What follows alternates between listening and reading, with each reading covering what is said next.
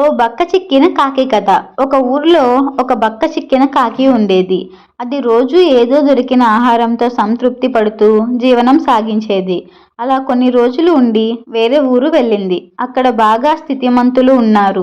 వాళ్ళు బాగా బలమైన ఆహారం తిని మిగిలింది విదిలించేస్తారు. ఆ విదిలించింది తిని కాకి బాగా బలిసింది. క్రమేపీ బలం పుంజుకుంది. అక్కడికి దగ్గరలో సముద్రం ఉంది. సాయంకాలానికి ఆ సముద్రం దగ్గరికి హంసలు వచ్చి విహరించేవి. కొన్నాళ్ల పాటు ఈ కాకి వాటిని చూసి వాటితో స్నేహం చేయాలని భావించి హంసలకి తన కోరిక వెల్లడించింది. హంసలు సరేనని ఈ కాకిని వాటితో పాటు కలుపుకున్నాయి. చాలా హాయిగా సాగుతోంది కాలం. ఒకనాడు హంసల మీద కాకికి ఈర్ష్య కలిగింది. నేను వాటికంటే బలంగా ఉన్నాను, నాకేం తక్కువ? అందానికి అందం, బలానికి బలం, ఎంత ఎత్తైనా ఎగరగలిగే చాకచక్యం నా దగ్గర ఉన్నాయి. లేదంటే నేను కోరగానే నా స్నేహాన్ని ఎలా ఒప్పుకుంటాయి? వీటికి తెల్లగా ఉన్నామని పొగరు. వీటి పొగరుని చిన్న పందెంతో అణిచివేస్తాను అనుకుని ఒక మంచి ముహూర్తం చూసి ఒక హంస దగ్గరికి వెళ్ళి, మిత్రమా, ఒకసారి మన బలబలాలు చూసుకుందామా అనగానే హంస ఆశ్చర్యపోయింది. మిత్రమా, ఎందుకు ఇప్పుడు ఈ లేనిపోని వ్యర్థ ధోరణి? వద్దు మిత్రమా అనగానే కాకి పక్కపక్క నవ్వి, ఓహో, నాతో పోటీ పడితే ఓడిపోతానని భయమా? లేదంటే ఇంత బేలతనమేలా? బేలతనం కాదు మిత్రమా, నిన్ను బాధ పెట్టడం ఎందుకా అని అంది ఆ హంస. నాకు బాధ? హహహ, నన్ను సరిగ్గా చూసావా? సప్త సముద్రాలనైనా అవలీలగా ఎగరగలను.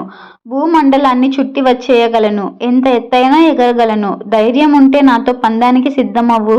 చేత కాకపోతే ఓడిపోయానని ఒప్పుకో అంది కాకి. సరే, స్నేహితుడి ముచ్చట కాదనడం ఎందుకు?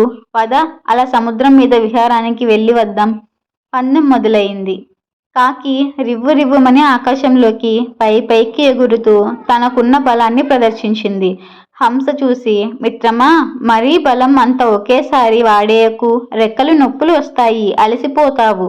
ఆ తర్వాత ఎగరడం కష్టమవుతుంది. నా మాట విని కిందకు రా, సూర్యకాంతి ఎక్కువగా ఉంది అని అంది.